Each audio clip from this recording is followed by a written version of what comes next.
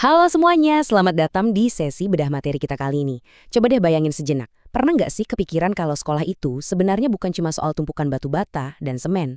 Kenyataannya, sekolah itu ibarat sebuah ekosistem yang benar-benar hidup. Dan di dalam ekosistem ini, kepala sekolah itu bukan sekedar pengawas yang cuma duduk di balik meja, tapi merekalah katalisator utamanya. Merekalah mesin penggeraknya. Nah, hari ini kita bakal membedah materi yang super menarik tentang gimana sih sebenarnya kinerja kepala sekolah ini bisa langsung meroketkan kinerja dan kompetensi para gurunya. Yuk kita mulai. Oke, biar gampang, ini peta jalan kita hari ini. Kita bakal bahas 5 poin utama. Pertama, soal peran penting kepala sekolah. Kedua, kita pahami kompetensi dasar guru. Ketiga, kita intip strategi aktif dari kepala sekolah. Keempat, kita bahas faktor pendukung dan penghambatnya. Dan kelima, pastinya dampak serta kesimpulan akhirnya. Langsung aja kita bahas satu-satu. Kita masuk ke bagian pertama, peran penting kepala sekolah.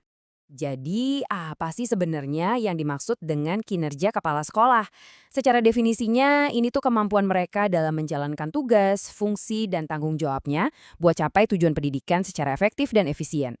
Gampangnya gini deh, sebuah sekolah itu nggak bakal bisa lari kencang kalau mesin di belakangnya mogok. Peran kepala sekolah ini benar-benar krusial banget, karena ini yang secara langsung menentukan seberapa bagus kualitas guru dan mutu sekolahnya secara keseluruhan. Nah, terus gimana tepatnya mesin penggerak ini bekerja? Kepala sekolah itu nggak cuma diem loh. Mereka ibaratnya pakai banyak topi setiap harinya. Ada 6 peran utama nih.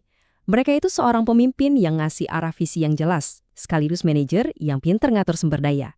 Terus, mereka juga bertindak sebagai supervisor yang mantau langsung proses belajar. Nggak berhenti di situ aja, mereka juga harus jadi motivator yang terus nyemangatin guru-gurunya, jadi inovator yang bawa ide-ide segar, dan pastinya jadi administrator yang mastiin semua urusan sekolah itu rapi jali. Jadi 6 hal ini tuh bukan sekedar gelar pajangan ya, tapi benar-benar aksi nyata setiap harinya.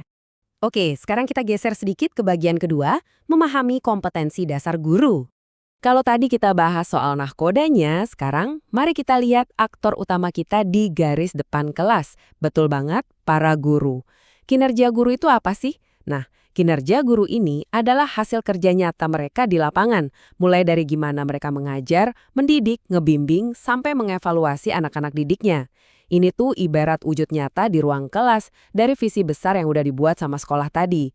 Jadi, kinerja guru yang top tier inilah yang ujung-ujungnya bikin kualitas belajar siswa ikutan naik level. Tapi nih ya, supaya para guru ini bisa punya kinerja yang mantap, mereka wajib punya fondasi yang super kuat. Di materi sumber kita kali ini ada 4 kompetensi wajib yang nggak bisa ditawar. Pertama, kompetensi pedagogik. Ini soal seninya mengajar. Kedua, profesional. Artinya mereka benar-benar menguasai materi pelajarannya secara mendalam. Ketiga, kepribadian. Ini soal karakter dan gimana mereka bisa jadi teladan yang baik. Dan yang keempat, sosial alias jago komunikasi sama masyarakat sekitar. Keempat hal ini benar-benar harga mati, wajib banget dimiliki supaya guru bisa mengelola kelasnya dengan luar biasa. Kita lanjut yuk ke bagian ketiga, strategi aktif kepala sekolah. Gimana sih prakteknya di dunia nyata? Coba deh Anda perhatiin baik-baik pembagian di sini, ini menarik banget loh. Ternyata materi kita membedakan 2 strategi yang spesifik. Di sebelah kiri, kita lihat ada langkah-langkah buat ningkatin kinerja harian guru. Caranya? Lewat suntikan motivasi, supervisi kelas, bikin workshop, ngasih penghargaan, sampai pembinaan disiplin. Ini ibarat energi harian, biar semangat terus. Nah, kalau kita lihat di kolom kanan, ini lebih ke investasi jangka panjang buat ningkatin kompetensi guru.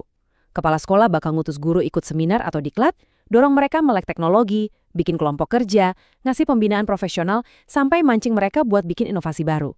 Dua-duanya sama-sama penting buat ngebentuk pendidik yang tangguh hari ini dan buat masa depan. Sekarang kita masuk ke bagian keempat, faktor pendukung dan penghambat.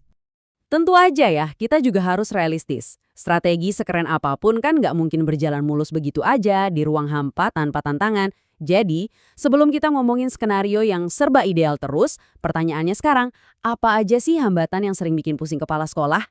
Di sini kita bisa lihat kontras yang cukup dramatis dan mungkin sering kita temui di lapangan. Di satu sisi, ekosistem sekolah itu bakal melesat tajam kalau didorong faktor pendukung, kepemimpinan yang oke, kolaborasi antar guru yang asyik, fasilitas yang memadai, plus dukungan penuh dari orang tua dan masyarakat. Tapi, coba lihat di sisi sebaliknya.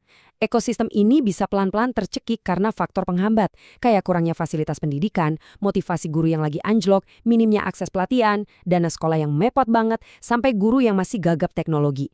Inilah realita medan pertempuran sehari-hari tempat para kepala sekolah harus jago bermanuver.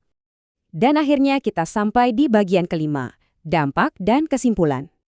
Ibarat menanam pohon, ini adalah masa panennya nih. Ketika kepala sekolah sukses mendukung dan ngebus kinerja gurunya, dampaknya itu kerasa banget kayak efek domino. Belajar di kelas jadi jauh lebih efektif. Prestasi anak-anak otomatis meroket. Gurunya makin profesional, disiplin kerjanya juga makin tajam, dan ujung-ujungnya mutu pendidikan sekolah secara keseluruhan jadi jauh lebih baik. Jadi poin pentingnya di sini, kalau kepala sekolah benar-benar dukung gurunya secara total, tebak siapa pemenang utamanya? Betul, para siswa. Hal ini bawa kita balik lagi ke analogi ekosistem tadi. Hubungan yang asyik dan harmonis antara kepala sekolah sama guru itu ternyata efeknya melampaui urusan administratif doang loh. Hubungan yang baik ini bakal nyiptain suasana kerja yang super nyaman dan memupuk kerja sama yang tulus. Intinya sih, ini ngingetin kita kalau nggak ada satupun dari mereka yang bisa sukses sendirian tanpa kerjasama yang kuat. Dua-duanya harus saling melengkapi buat menopang keberhasilan pendidikan. Sebagai penutup, sumber materi kita ngasih satu kalimat kunci yang tegas banget. Kerjasama antara kepala sekolah dan guru sangat diperlukan untuk mencapai tujuan pendidikan. Simple banget kan? Tapi dampaknya itu, wow, luar biasa. Nah, setelah kita bedah tuntas semua hal ini, saya mau ngajak Anda mikir sejenak. Coba deh tengok sekolah-sekolah yang ada di sekitar Anda. Kira-kira apakah ekosistem di sana udah dipimpin sama sosok katalisator yang tepat buat bikin guru dan siswanya benar-benar bersinar maksimal? Coba direnungkan ya. Teruslah mencari tahu, tetap semangat belajar, dan sampai jumpa di sesi bedah materi seru selanjutnya.